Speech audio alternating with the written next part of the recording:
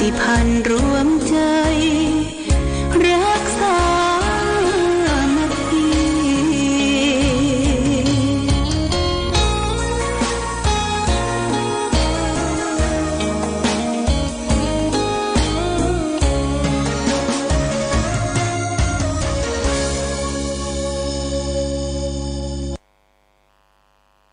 เครือข่ายวิทยุชุมชนภาคเหนือท่านกำลังรับฟังสถานีวิทยุชุมชนเพื่อการเผยแพร่พระพุทธศาสนาในเครือข่ายสถานีวิทยุคลื่นสีขาวโขทัยเชียงรายแพร่แม่ฮ่องสอน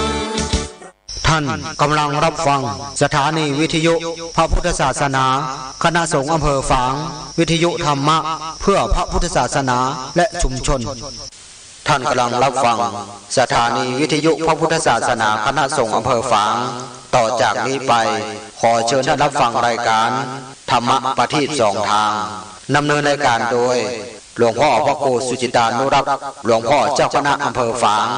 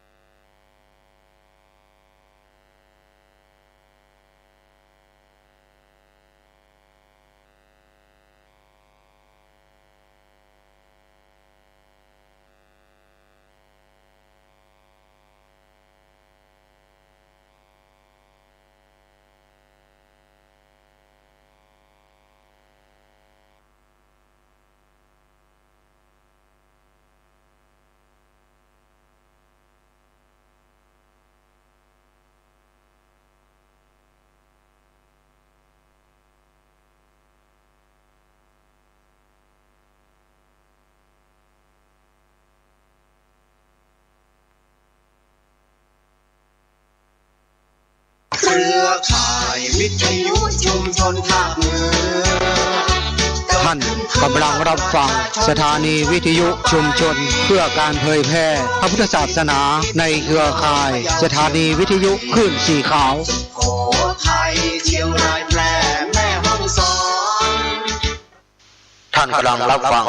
สถานีวิทยุพระพุทธศาสนาคณะสงฆ์อำเภอฝางต่อจากนี้ไปขอเชิญท่านรับฟังรายการธรรมะประทีปสองทาง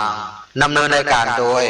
หลวงพ่อพระครูสุจิตานุรักษ์หลวงพ่อเจ้าคณะอำเภอฝาง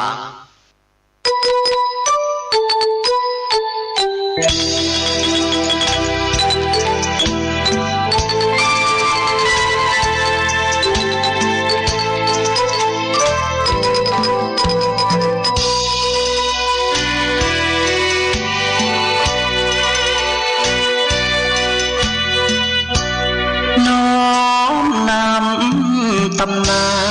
นผ่านทุกรุ่นองค์บุญหลวงพ่อแก้วทันตะจิตโตมีบุญญาบารมีมากโขมีพุทโธเป็นที่นำทาง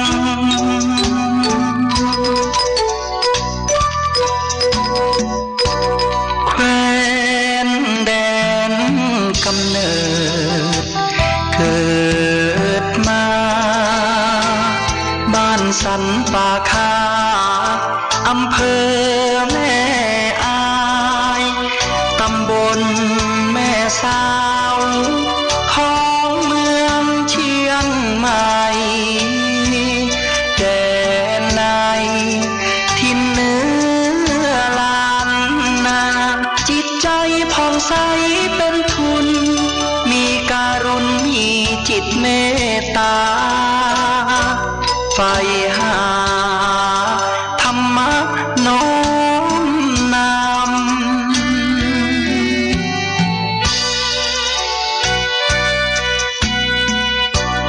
โยมพ่ออุ่นแม่ปอมหิงสาบิดามารดาผู้เลี้ยงดูเส้นทางธรรมน้อมนำคำชูเดินสู่เส้นทางของผ้าเหลือง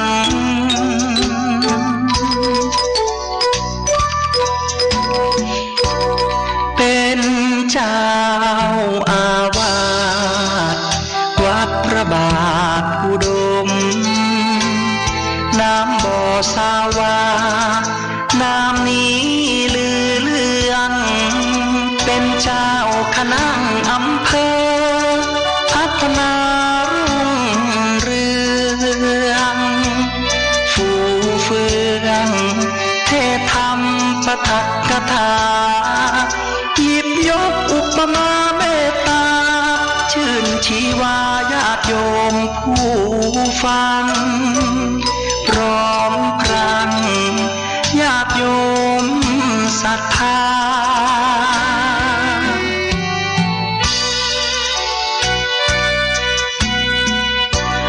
หลวงพ่อแก้วได้รับพระราชทานสมณศักดิ์เป็นพระครูสุจิตานุรักษ์นามผู้พิทักษ์รักษาจิตด้วยความดี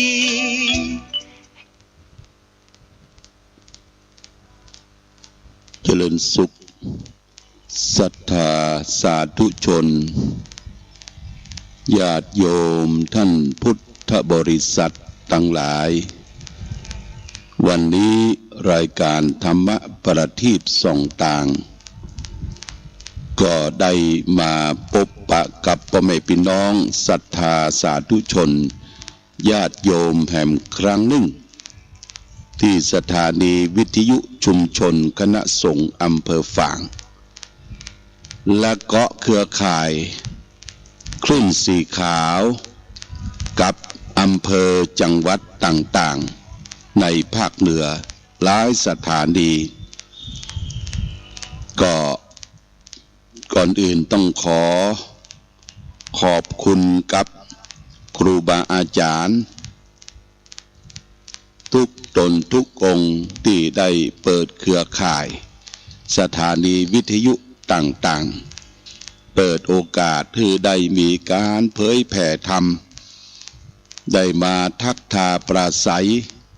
เป็นกำลังใจให้แก่ศรัทธาญาติโยมท่านสาธุชนทั้งหลายที่รับฟังตามขึ้นต่างๆเพื่อจะได้รู้แจ้งเห็นจริงในหลักอัตถธรรมคำสอนขององค์พระชินวรสัมมาสัมพุทธเจ้าคล้ายๆว่าเมื่อเรารับฟังทุกวันเป็นประจำเราก็ได้อยู่ใกล้ชิดพระรัตนตรัยอยู่ใกล้ชิดกับพระเจ้าประสงค์เหมือนกับเราอยู่หิมกันใกล้กันได้ฟังน้ำเรียงเสียงปากไปที่ไหนก็ได้หิ้วเอาวิทยุไปตวยไปกลางต้งกลางนาแม้แต่เข้าป่าเสาะเห็ดเสาะหอนนั่งในรถในรางก็ยังเปิดขึ้นต่างๆได้อันนี้เป็นวิธีการเผยแพร่ใหม่ตามโลกที่มันเจริญเรียกว่าโลกาภิวัตน์โลกของดิจิตอลคือโลกของความสมัยใหม่เข้าถึงเข้าใจคือแก่พ่อแม่พี่น้องศรัทธาประชาชนเพราะฉะนั้นก็ญาติโยมท่านสาธุชนทั้งหลายช่วยกันแนะช่วยกันนำ มีสตุ้งสตางค์ก็ซื้อวิทยุทรานซิสเตอร์ FM นะฟังตามขึ้นต่างๆแนะนำกันไปเพื่อเราจะได้เอาธรรมะสู่บ้านสู่จิตสู่ใจพี่น้องศรัทธาประชาชนทั่วไปเรียกว่าได้ช่วยกันจันรงรักษาพระพุทธศาสนาเราได้ยินเสียงพระเจ้าประสงค์ครูบาอาจารย์เปิ้นเทศทำเมืองก็ตามเทศบรรยายก็ตามตอบปัญหาสถานีวิทยุต่างๆก็ตามเนี่ยเป็นเรียกว่าพุทธบริษัทของเรานั้นยังเหนียวแน่นยังมีความปรองดองสมานฉันท์ร่วมกันพัฒนาพุทธศาสนาพัฒนาประเทศชาติบ้านเมืองของเราซึ่งพุทธศาสนาเป็นสถาบันหนึ่งสำคัญของชาติเดี๋ยวว่าสถาบันเรานี้มี4สถาบันชาติศาสนาและพระมหากษัตริย์เราก็ต้องยึดเหนี่ยวประเมินประเทศอื่นเมืองอื่นบ้านเฮานี่มีสถาบันถึง4สถาบันชาติก็คือชาติไทยศาสนาก็คือศาสนาพุทธและก็ยังมีศาสนาอื่นที่อยู่ในพื้นแผ่นดินไทยที่พ่อแม่พี่น้องยังเคารพนับถืออยู่ก็มีแล้วก็พระมหากษัตริย์ชาติศาสนาพระมหากษัตริย์3สถาบันเนี่ยเป็นสิ่งสำคัญยึดเหนี่ยวนำจิตนำใจของศรัทธาญาติโยมท่านสาธุชนเอาไว้วันนี้บรรยากาศเมืองฝางครึ้มๆเลยญาติโยมเด้อครึ้มฟ้าครึ้มฝนทำท่าจะตกเมื่อคืนที่แล้วก็ตกมานี่ก็ประเดี๋ยวนี้เปิ้นจะเก็บกักรักษาน้ำในญาติโยมนะเป็นธนาคารน้ำท่านเจ้าคุณพระราชกิติสุนทรที่ปรึกษาเจ้าคณะภาค7วัดพระธาตุเฉลิมพระเกียรติอำเภอฝางท่านก็ไปดูงานหลายที่กำแพงเพชรที่อุตรดิตถ์ไปดูงานเกี่ยวกับธนาคารน้ำญาติโยมธนาคารนั้นเป็นจะใดเป็นว่าเฮามีสวนมีไร่มีนาญาติโยมทุกครั้งทุกคราที่ผ่านมานั้นฝนตกลงมาสะสางลังส้วยไหลลงห้วยลงลำธารหมดบ่ได้เก็บกักน้ำเอาไว้ทีนี้ก็มันเกิดที่ทางภาคอีสานที่เปิ้นแห้งแล้งเปิ้นเก็บกักเป็นธนาคารขุดบ่อญาติโยมขุดบ่อประมาณสักกว้างสักเม็ดกึ่งลึกประมาณสัก4 เมตร 5 เมตรนะแล้วก็เอายางรถเอาอิฐหินใหญ่ใส่ลงไปแล้วก็ให้มันเป็นโพรงแล้วก็ปิดตั้งบนมีใส่ท่อหายใจไว้น้ำที่ไหลไปนั่นญาติโยมไปลงหลุมเนี่ยเก็บกักรักษาก็ทำให้ต้นไม้ใบหญ้าบริเวณใกล้เคียงชุ่มไปด้วยน้ำฝนเพราะว่าน้ำบ่ไหลไปไหนละบางทีน้ำตัวนี้ก็มันชุ่มชื่นอยู่ตลอดเวลาก็เป็นการเก็บน้ำใจน้ำในเวลาหน้าแล้งอันนี้ไผได้ทราบข่าวเรื่องนี้ก็ช่วยดูงานเด้อโดยเฉพาะอย่างยิ่งส่วนท้องถิ่นองค์การบริหารส่วนตำบลเทศบาลที่เฮาดูแลพี่น้องประชาชนที่มันเกิดทุพพิกภัยมีการแห้งแล้งแล้วก็ทำเป็นกักเก็บน้ำเรียกว่าธนาคารน้ำเนี่ยขอให้ไปดูงานเนาะดูงานอย่างเนี้ยเป็นการดีเหมือนกับไปดูงานไปเอี่ยวตามหาดทรายไปเอี่ยวตามทะเลไปกินไปเล่นแล้วก็ไปเพลิดเพลินอย่างนั้นปิกมาได้อย่างได้ม่วนญาติโยมได้สนุกสนานได้ไปกินอาหารทะเลได้ไปทัศนศึกษา ได้ไปจิ้มน้ำทะเลอาบน้ำทะเลอันนั้นก็เป็นการได้อยู่แต่ได้ความเพลิดเพลินได้ไปรีแลกซ์ได้ไปเรียกว่าผ่อนคลายแต่ว่าการไปดูงานที่ได้ประโยชน์เนี่ยสำคัญเช่นว่าไปดูโรงงานโอท็อปโรงงานแป่งขนมโรงงานแป่งนั่นแป่งนี่แป่งเสื้อผ้าอาภรณ์ทักผ้าไหมที่ไหนหรือเป็นโรงงานกักเก็บน้ำหรือโรงงานทำการเกษตรเนี่ยจะได้ประโยชน์ต่อพี่น้องประชาชนแต่ส่วนสตางค์ส่วนนี้บ่ต้องกลัวเสียหายเสียดายญาติโยมมันได้ประโยชน์อันนี้ก็เป็นเรื่องเป็นราวของธรรมชาติที่ฟ้าฝนตกลงมาบางทีฟ้าฝนตกลงมาเนี่ยมันชำระสะสางไหลไปหมดอย่างบนดอยบนเขาที่เขาทำลายป่าได้ไปตัดไม้ทำลายป่าก็มามีอย่างที่จะซับน้ำญาติโยมยกตัวอย่างง่ายๆอย่างบนหัวเขาเนี่ยนะถ้าเขาบ่มีผมหัวมันบ่มีผมบ่มีขน เวลาเขาไปอาบน้ำเนี่ยสะสางล้างมดถ้ามันมีผมมีอย่างบนหัวเขาก็ชับน้ำไว้ต้นไม้ใบหญ้าก็เหมือนกันญาติโยมอยู่ป่าอยู่เขามันร่มรื่นก็ทำให้ที่นั่นชุ่มชื่นเบิกบานแจ่มใสองค์สมเด็จพระสัมมาสัมพุทธเจ้าพระองค์อาศัยธรรมชาติอาศัยพื้นแผ่นดินอาศัยต้นน้ำอาศัยต้นไม้อาศัยถ้ำคูหาจึงได้ตรัสรู้เป็นพระบรมศาสดาในญาติโยมพระพุทธเจ้าเฮาเกี่ยวข้องกับธรรมชาติหลายอย่างตรัสรู้ก็ใต้ต้นไม้เทศนาธรรมก็ใต้ต้นไม้เสด็จดับขันธปรินิพพานก็ใต้ต้นไม้แม้แต่แม่น้ำลำธารพระองค์ก็บัญญัติคือแม่น้ำลำธารเนี่ยให้ใสสะอาดเป็นที่อาบที่บริโภคแก่ญาติโยมแก่สาวกในสมัยครั้งพุทธกาลที่บัญญัติไว้ว่าพระเจ้าประสงค์จะไปบ้วนน้ำหมากขากน้ำลายจะไปถ่ายของนักของเบาลงน้ำนี่บ่ได้ญาติโยมเนี่ยพิษอาบัติทันทีเนี่ยพระพุทธเจ้าทรงรักษาสุขศึกษารักษาอนามัยคือแก่พระเจ้าประสงค์ว่าอย่าไปกินเหี้ยอย่าไปขากบ้วนน้ำลายลงเขละลงในสิ่งที่เป็นแม่น้ำลำธารอย่าไปถ่ายนักถ่ายเบานี่บ่ได้นี่บัญญัตินะถึงพระพุทธองค์ญาติโยมก็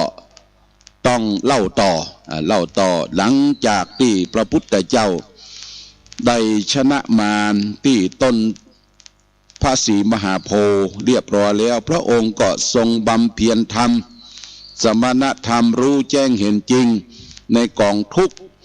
ดูแจ้งเห็นจริงในการเกิดดับของสังขารก็คือร่างกายและจิตใจของเขาซึ่งประกอบไปด้วยธาตุสี่ธาตุดินธาตุน้ำธาตุไฟธาตุลมและส่วนที่เป็นน้ำเป็นเวทนาสัญญาสังขารวิญญาณพระองค์รู้แจ้งแทงตลอดว่าการเกิดดับของสังขารนะบ่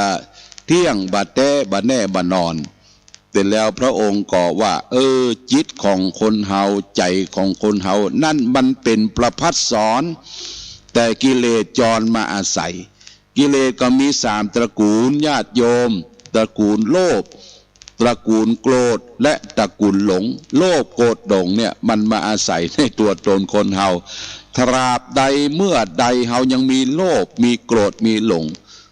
ตราบนั้นเมื่อนั้นเฮายังมีทุกข์อยู่ยังมีทุกข์คือความบ่สบายกายบ่สบายใจพระองค์ได้ตรัสรู้ธรรมที่จริงพระองค์ก็ว่าธรรมะของพระพุทธเจ้าของพระองค์นั้นเป็นคำพีรภาพยากนักคนเราจะเข้าใจพระองค์ก็ท้อแท้ในพระฤทัยของพระองค์ว่าจะเข้าป่าแล้วก็คือมันดับศูนย์ปรินิพพานในป่าเหียบ่ต้องมาดูแลพี่น้องประชาชนบ่ต้องมาเผยแผ่ธรรม แต่ด้วยเมตตาธรรมพรหมวิหารขององค์พระสัมมาสัมพุทธเจ้า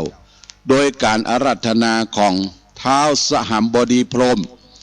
บอกว่าพรหมมาจะโรกาธิปติสหัมปติกัดอัญชรีอันทิวรังอายจัตถะสันติตะประชกะเทเสตุธรรมบังอนุกรรมปิมังขอพระองค์จงแสดงธรรมเถอะถ้าพระองค์บัดแสดงธรรมบ่มีเมตตาธรรมต่อสรรพสัตว์ทั้งหลายโลกเนี่ยมันจะวุ่นวายรบราฆ่าฟันกันอย่างบ่มีที่สิ้นสุดแย่งชิงอำนาจแย่งความเป็นใหญ่แย่งที่อยู่กันกินแย่งที่ดินกันอยู่แย่งกู้กันสังวาสแย่งอำนาจแย่งวาสนาเนี่ยญาติโยมนะเพราะฉะนั้นพระพุทธเจ้าก็โดยเมตตาธรรมแต่ว่าก่อนจะแสดงธรรมนั่นขอดูอุปนิสัยเวนยสัตว์ก่อนพระพุทธเจ้าก็นั่งนิ่มเจริญสมาธิภาวนาแผ่ข่ายพยานเรดาร์ออกไปทั่วโลกออกไปดูอุปนิสัยเวนยสัตว์ผลปรากฏว่าสัตว์โลกเนี่ยประกอบไปด้วย4จำพวก4เหล่าเรียกว่าบุคคล4บุคคลที่1อุคติตัญญูเปรียบเหมือนดอกบัวที่โปนน้ำบานพร้อมที่จะรับแสงของพระอาทิตย์ดอกบัวอย่างนี้บานอย่างนี้คนอย่างนี้มันโปรดได้ญาติโยมโปรดได้ฟังธรรมจากพระพุทธเจ้าครั้งเดียวหนเดียวเข้าใจเกิดดวงตาเห็นธรรมและก็สามารถที่บรรลุธรรมได้อันนี้เป็นประเภทดึงอุคติตัญญูเหมือนกับดอกบัวที่มันโปนน้ำดอกบัวประเภทที่2เปรียบเหมือนบุคคลวิปจิตัญญูดอกบัวที่อยู่ในระดับน้ำแล้วก็จะแมนออกโปนน้ำวันพรุ่งนี้ญาติโยมอันนี้ก็สามารถโปรดได้ฟังธรรมะสักครั้ง2 ครั้งก็เข้าใจเป็นคนว่านอนสอนง่ายนี่วิปจิตัญญูบุคคลประเภทที่2บุคคลประเภทที่3เหมือนกับดอกบัวที่อยู่ในน้ำเรียกว่านัยยะบุคคลนัยยะบุคคลอย่างนี้ก็โปรดได้จ้องใจความเพียรรู้จักผิดชอบชั่วดีรู้จักคุณพ่อคุณแม่คุณผู้เฒ่าผู้แก่คุณครูบาอาจารย์คุณแดดคุณลมคุณฝนคุณแผ่นดินนี่นัยยะบุคคลเนี่ยส่วนประเภทนี้จะมีมากมีนักก็โปรดได้ถ้าใจความเพียรดอกบัวประเภทสุดท้ายคือเป็นเงาบัวเป็นจีบัวเรียกว่าปัฏฐปรมะบุคค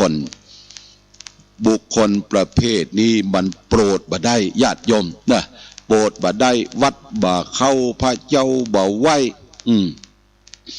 เป็นคนหน่วงโลกเป็นคนหน่วงความเจริญบ่สนใจนำพาเปิ้นแนะนำไปไหวไปสาเอาไว้ให้ก่อนบ่พร้อมเตื้อนะเอาไว้ให้ก่อนบ่พร้อมเตื้อเปิ้นแนะนำตั้งกินตั้งตาลก็บอกว่ามันอัตคัดสนบ่เตื้อบ่พร้อมเตื้อแต่ใครตาลแต่มันบ่พร้อมเนี่ยปัฏฐปรมะและนอกจากนั้นเป็นประเภทที่ว่ารู้ลวกแหลมรู้ลวกแหลมแต่ว่ารู้ลวกแหลมเกินกว่าบุคคลอื่นเรียกว่าเป็นน้ำชาล้นถ้วยคำว่าน้ำชาล้นถ้วยเนี่ยมันใส่ลงบ่ได้ละญาติโยมอันยังก็หูหมดแต่อันยังก็หูหมดหูจักผิดชอบชั่วดีหูหมดแต่อดบ่ได้เนอะอดบ่ได้จิตใจก็ไหลไปกับความโลภความโกรธความหลงหูหมดแต่อดบ่ได้นี่เรียกว่าประเภทปัฏฐปรมะญาติโยมมันโปรดบ่ได้เพราะฉะนั้นพระพุทธเจ้าบ่โปรดคนที่บ่เข้าวัดเข้าวากินเหล้าเมายาอะลองต้องแต่งแล้วก็เป็นคนที่หูเกินมีทิฏฐิมานะกระด้างแข็งอย่างนี้ก็โปรดบ่ได้ทีนี้พระพุทธเจ้าก็ตกลงจะแสดงธรรมจะโปรดก็ย้อนนึกไปถึงอาจารย์2 ตนสององค์ที่เป็นพระฤาษีคืออารันดาบทกับอุทธกดาบทผลปรากฏว่าอาจารย์ทั้งสองนั้นได้ถึงแก่ชีวิตลงเห็นแล้วก็ย้อนถึงปัญจวัคคีย์5 ตนที่เป็นลูกศิษย์เคยปฏิบัติรับใช้ก่อนที่พระองค์จะได้ตรัสรู้ธรรมหนีไปอยู่ที่ป่าอิสิปตนมฤคทายวันที่หนีไปก็เข้าใจผิดคิดว่าพระองค์คลายจากความเพียรเวียนมาเป็นคนมากๆเสียแล้วปากันหนีไปอยู่ปุ้นป่าอิสิปตนะเป็นที่อยู่ของเก้งของกวางที่เมืองปาราณสีพระองค์ก็ตั้งใจแน่วแน่ว่าจะเอาอมฤตธรรมเนี่ยธรรมที่ได้ตรัสรู้เนี่ยไปโปรดไปบอกเพื่อแก่ปัญจวัคคีย์ก็ดันด้นเดินทาง200 กว่ากิโลญาติโยมจากเมืองขยาพุทธคยาเนี่ยดันด้นไปถึงเมืองพาราณสีแต่พระองค์ก็คงจะย่อหนทางมีฤทธิ์มีเดชนะในสมัยก่อนนี่เปิ้นมีฤทธิ์มีเดชมีญาณอย่างรู้ได้ย่อหนทางได้ก็ไปถึงใกล้ที่อยู่ของปัญจวัคคีย์5 ตนในขณะเดินต่างนั้นได้ไปสลนได้ไปปะกับเจ้าลัทธิใหญ่คนหนึ่งชื่อว่าหมออุปกะชีวกะหรือหมออุปกะชีวกเดินทางส่วนทางกับพระพุทธเจ้าเพราะจะโป้นกันละญาติโยมไปปะพระพุทธเจ้าตนแรกองค์แรกพอจะโป้นแล้วก็หันพระชวีวันสัพพันธรังสีของพระพุทธเจ้าเนี่ยเป่งปังบ่เหมือนกับนักบวชศาสนาอื่นคนอื่นอันนี้เป็นนักบวชจะใดอย่างมาเปล่งปลั่งปีรัศมีออกโอ้ผิวพรรณวรรณะอันผ่องอันใสก็มีความสนใจตักไปว่าโมปกชีวกะนี่ก็ตักไปว่าท่านจะไปไหนพระพุทธเจ้าตรัสบอกว่าจะไปแสดงธรรมอ้าวท่านจะไปแสดงธรรมใครเป็นศาสดาของท่านพระพุทธเจ้าได้ตรัสอย่างชัดถ้อยชัดความว่าพระองค์เป็นสยามภูเป็นผู้ตรัสรู้ชอบได้โดยพระองค์เองมันมีใครเป็นครูบาอาจารย์หมออุปกชีวกนี่ก็สั่นหัวกึกบ่เชื่อจะมาตรัสรู้โดยองค์เองเนี่ยบ่เชื่อก็เลยหลีกเล่นหนีไปเหียเนี่ยญาติโยมนี่ก็ได้ปุคลาธิฐานที่ว่าคนเฮาถ้าบ่เชื่อบ่ถือบ่ยอมรับก้มหัวฟังเนี่ยกับประเภทปัทะปรมะญาติโยมเป็นน้ำชาล้นถ้วยนะก็ได้พบปะกับพระพุทธเจ้าตัวแท้ตัวจริงแม้แต่จับชายผ้าเหลืองก็บ่ได้ชื่อว่าเห็นพระพุทธเจ้าเพราะบ่ได้ฟังธรรมพระพุทธองค์ได้ตรัสว่าผู้ใดเห็นธรรมผู้นั้นเห็นตถาคตผู้ใดบ่ได้ปฏิบัติธรรมบ่เข้าถึงธรรมผู้นั้นก็บ่ได้เห็นตถาคตเพราะฉะนั้นญาติโยมอยากจะหันพระพุทธเจ้าตัวแท้ตัวจริงเป็นจะได้เฮาก็ต้องปฏิบัติธรรมเห็นพระพุทธเห็นพระธรรมเห็นพระสงฆ์เห็นอยู่ในนิมิตรูปติดที่การเจริญสมาธิภาวนาหลังจากนั้นมาพระองค์ก็เข้าไปสู่ในเขตของปัญจวัคคีย์5 ตนก็เลี้ยวซ้ายแลขวาเห็นผ้าเหลืองปิววิทมาปุละโอ้บ่ได้ตอนนี้พระสิทธัตถกุมารก็คงจะมาตามง้อพวกเรามามีไผ่ปฏิบัติรับใจก็นัดแนะกันไว้ปัญจวัคคีย์5 ตนเนี่ยญาติโยมนัดแนะกันไว้ว่าโอ้ไผ่จะไปปูเสื้อเนอะใจไผ่จะไปปูอาสนะน้ำร้อนน้ำดื่มเอาไว้ให้ก่อนบัดนี้เปิ้นมาตามง้อเราแล้วเนี่ยปัญจวัคคีย์5 ตนก็นัดแนะกันเมื่อพระพุทธเจ้าเข้าไปในเขตของที่อยู่ของปัญจวัคคีย์โดยพุทธานุภาพของพระพุทธเจ้าที่เป็นพระอรหันตาสิ่งที่นัดแนะกันมาเนี่ยลืมหมดญาติโยมปัญจวัคคีย์5 ตนเนี่ยลืมหมดต่างกุลีกูจรปูเสือศาสตร์อาสนะตั้งน้ำร้อนน้ำดื่มน้ำฉันถวายพระพุทธเจ้า แต่ยังมีกิริยากระด้างกระเดืองอยู่ทำการสวุดสวือบ่ให้นอบน้อมอู้ถึงเท้าอู้ถึงโคดของพระพุทธเจ้าพระพุทธเจ้าก็ตรัสว่าบัดนี้พระองค์ได้ตรัสรู้ได้รู้แจ้งเห็นจริงในอมฤตธรรมแล้วคำว่าอมฤตธรรมเนี่ยปัญจวัคคีย์5ตนบ่เคยได้ฟังมาก่อนบ่เคยได้ฟังมาก่อนอ้าวก็ปากัน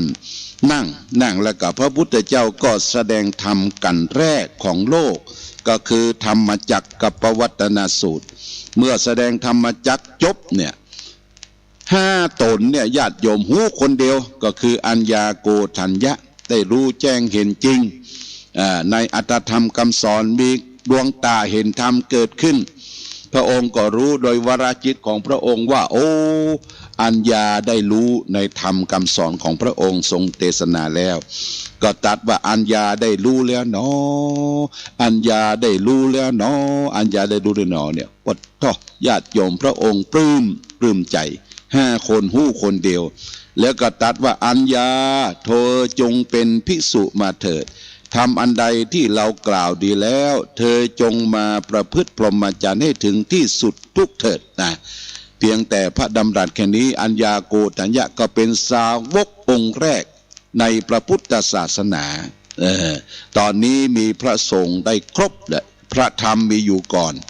พระพุทธเจ้าก็คือพระองค์เองได้ตรัสรู้ธรรมพระสงฆ์สาวกองค์แรกก็คือพระอัญญาโกฏัญญะ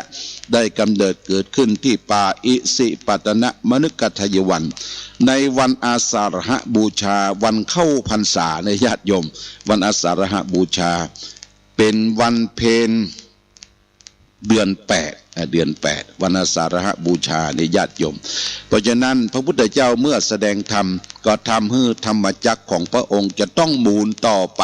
เผยแผ่พระธรรมคำสอนครบพระรัตนตรัยพระพุทธประธรรมประสงค์หลังจากนั้นพระองค์ก็แสดงธรรมจักรกับปวัตตนสูตรที่แก่ปัญจวัคคีย์ที่เหลือคือวัปปะพัทธิยมหานามะอัจฉาชิผลปรากฏว่ามีพระอรหันต์เกิดขึ้นในโลก6องค์ด้วยกันพอที่จะมีกำลังเผยแผ่พระพุทธศาสนาอันนี้ญาติโยมเตียตมาได้นำมาสาธยายให้ท่านทั้งหลายได้ฟังเพียงแต่เกร็ดเพียงแต่ความรู้นิดหน่อยแต่จะศึกษาจริงๆก็ต้องเข้าไปศึกษาในพระไตรปิฎกได้อ่านพุทธประวัติหลักธรรมคำสอนก็จะเพิ่มความศรัทธาประสาทะความเชื่อของเราต่อไปเอาละวันนี้รายการธรรมะประทีปส่องทางได้มาถึงวาระสุดท้ายขอทุกท่านทุกคนจงได้มีความสุขมีความเจริญมีความรุ่งเรืองความวัฒนาถาวรสมดังปร4ประการคือมีอายุวันนะสุขภระเหมือนกันทุกรูปทุกท่านทุกคนรายการธรรมะประทีปส่องทางขอลาก่อนขอผู้ฟังจงตั้งมั่นจิตหันษาโดยธรรมะขององค์พระพุทธาได้นำพาให้เกิดความสุขสงบเย็นขอเจริญพร